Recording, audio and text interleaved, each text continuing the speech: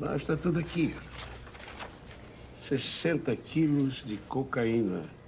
E não é uma cocaína qualquer, não. Droga com esse grau de pureza aqui no Rio é coisa rara.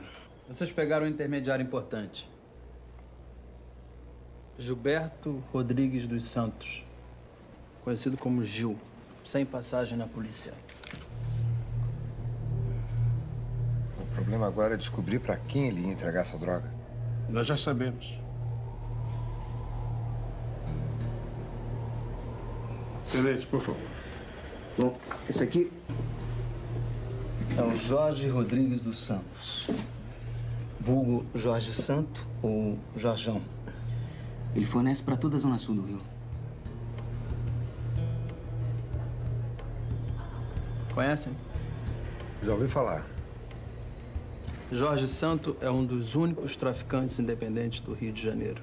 Ele manda buscar a própria droga na fronteira. Por isso ela chega pura desse jeito. Nós já estávamos monitorando esse Gil já faz algum tempo. A gente acredita que alguns policiais dão proteção ao transporte entre Corumbá e Rio. E como é que vocês sabem que esse pó era pro Jorjão?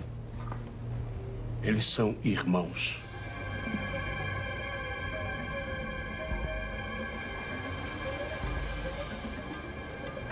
Ou eram. Gil